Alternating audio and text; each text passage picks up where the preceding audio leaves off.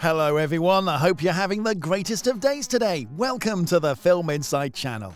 From bad tattoos to epic wins, feuding with clients to fighting the judges, Ink Master has provided viewers with some interesting artists over the years. But among them all, these are the absolute favourite among fans. So sit back, relax, and without further ado, let's get right into the content, guys. Clean Rock 1. Freaking out. I've been through everything, twice! I'm not gonna let this slip through my hands again. I'm gonna win this thing. We definitely had to include Clean Rock 1 on the list.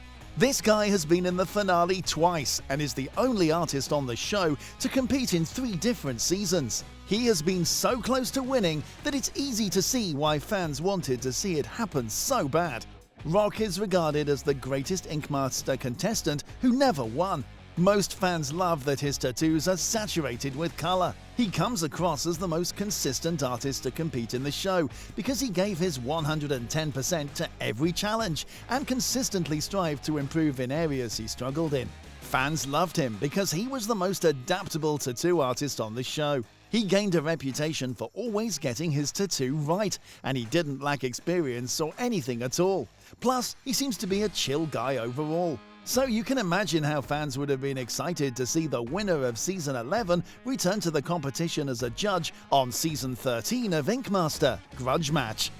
Rock has a reputation for his straight shooting, tell it like it is personality, which made him the perfect choice for the season. Christian Buckingham and Rock returned to settle the grudge match once and for all. The battle concluded as the top 3 artists revealed their 35-hour master canvas tattoos. Here's what fans thought of Rock's work on Grudge Match finale. Emus 79. Larger area covered equals more work done. I personally liked Christian's tattoo more as the composition was more pleasing for the eye and it had a lot of perfect executed details. That piece done in less than 35 hours wouldn't have been nearly as good. Clean did an impressive job though. Only James Vaughn's Season 1 could have covered that much in 35 hours. And as it was unique for Ink Master to have a piece all the way from chest to knee, and the fact that it was perfectly executed, as Clean almost always done, he did deserve the win in my honest opinion. Reddit user Emus79. Up next is another all-time favourite, Kyle Dunbar. I never thought I'd be back, but here I am, and I just did a badass tattoo. That's my redemption. When Kyle Dunbar appeared in his first season, he immediately became a fan favourite because of his talent. He's a genuine person that was solely there to win the money and help his family, something that we can really get behind and relate to.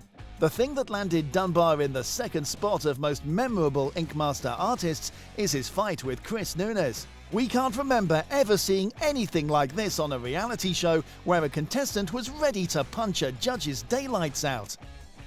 We understood Carl's frustration with his tattoos getting picked on. We were frustrated just by watching it, so it wasn't that surprising to see him finally get to his breaking point. Do you know what happened in Season 4 of Ink Master? Well, if you missed out on it, Kyle blew up on Nunes. Fans were shocked at this reaction because they thought he was a decent fellow, and maybe the pressure just got to his head. This feud got him into the spotlight, and many fans supported him because they loved his work. So, did it boil over towards the finale? Well, the good news is that things were all cool by the finale. Some fans speculated that the show didn't do a good job of portraying the different sides, and through the magic of editing showed Kyle as the bad guy. Here is what one Reddit user, Rayonic, said. Yes, I get you, paranoid is the perfect word to describe how he looked. I'm happy to hear he wasn't hated. It's important to remember it is an edited show for entertainment. I was just wondering if the show's fans were torn between disliking him based on that, or if most people at the time were just watching for the art. I personally don't care too much for the drama. I just hoped Kyle wasn't frowned upon, and it doesn't seem like he is at all. Joshua Hibbard. I'm so passionate about my art because I feel like it defines who I am. I have a lot of expectations for my life, and there's no way that I'm going to get that by walking slowly. He was really Ink Master's first villain, although he has always been one of our favourites.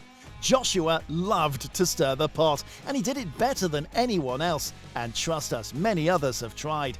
The thing about Joshua was that everyone wanted him out of the competition, and every week they tried to stick him with a rib piece. but every week he talked that canvas into moving it. You can say that there's been no better tattoo salesman than Joshua. Then there was the big pot-smoking controversy that allegedly gave him some kind of edge in tattooing better, leading him to getting disqualified during his second appearance on the show. Love him or hate him, it's impossible not to remember him. Here are some of the fans' thoughts on Joshua Hibbert. Josh is an uncrowded ink master you love to hate, and his next time up, people had respect for the guy. He is a rating catcher who can connect with early Ink Master fans and new. The guy needs to get back on the show. I hated him in Season 3. He was much better in Season 5 though. Such a shame he got himself taken out of the competition for violating his contract. He could have easily made it to the finals in Season 5, blowing all of those other talentless clowns out of the water. Here's a comment from Reddit user Kali Leela. I also tended to get annoyed by the way contestants would bitch about his not drawing and talking canvases into changing placement when they gave him a rib tattoo. He could draw but preferred not to. As long as he delivered what the canvas wanted, I don't see a real problem there. And they all tried to talk canvases out of rib tats. I think they were just pissed that he was more successful at getting the canvases to see things his way, especially when they viewed him as such a dick. Overall, I wasn't a fan of the way he went out. The judges seemed pretty pissed about it too. But I get that rules are rules. I think it bugged me mainly because I didn't feel like there was a lot of consistently strong tattoo artists that season. So it guaranteed weaker artists in the finale, which annoyed me a bit. Ryan Ashley Malarkey. Woman to win Ink Master. But going into that competition, my whole stance was to surprise myself and impress myself and compete alongside these other amazing artists. We wanted a female winner on Ink Master ever since Sarah Miller got robbed of a win in the second season of the show. We saw some of the incredibly talented female artists go in and out of this competition over the years. We were getting increasingly frustrated with the lack of female winners. This is one of the reasons that Ryan Ashley's win in Season 8 was so important to us and to the franchise as a whole. These artists famously allied during the season, which clearly worked. It wasn't just about politics in the loft either. Between them, these talented women won almost every tattoo of the day, other than 2 which Nate Beaver won. Ashley took 4 of them, a brilliant and well-rounded artist who deserved the prize. Here's what Reddit user Ponder Hope says about Ryan. Say what you want about Ryan's versatility, but those jewelry pieces she does are easily the most insane and realistic tattoos I've ever seen in my entire life. The color, detail, and the shadows literally make it look like actual jewelry on the person's skin. Another Reddit user says, I love Ryan's jewelry tattoos. You're right, they're incredible. Her brain must just process light differently. It's bananas. It's exclusively the versatility point which prevents her from being the best all around in my opinion. But she does her best style better than DJ's, which is why she won the head-to-head in a clash with the coaches.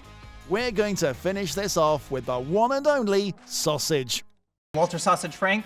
I'm from Las Vegas, Nevada, and I've been tattooing for 13 years. He is so incredibly likable, and on a show like Ink Master, where there are some pretty hardcore personalities, someone like Sausage was a treat to watch. You wanted to root for him, you wanted to see him win, and yes, his tattoos were outstanding. The thing that made him so memorable, outside of his positive personality, was that his season was the first time we saw alliances come into play. Scott Marshall, Matty Hickson, and Halo were working together to take Sausage out, and no matter how hard they tried, he kept producing outstanding works of art. We always want to root for the underdog. Fans love Sausage because he was not only an amazing artist, but he was also so sweet. Many fans watched the show just because he was on it. Some fans felt that the show should have chosen a winner based on the artist's skills and not personality, which was the reason why Sausage lost. Fans felt that he was clearly the best artist even after reaching the worst canvases time and time again. Here's another comment from a Reddit user. I think Sausage was the best artist of the 2. I honestly believe Scott Marshall was a bully, picking on Sausage because he was afraid of his competition. Matty latched on to avoid being bullied by Scott and get further in the competition. That will be all for today's video here on the channel. I do hope you enjoyed it, and if you did, be sure to drop a massive like down below and comment your thoughts. Subscribe for more content like this and turn on those sweet bell notifications for instant access to our content. Have a good one, guys!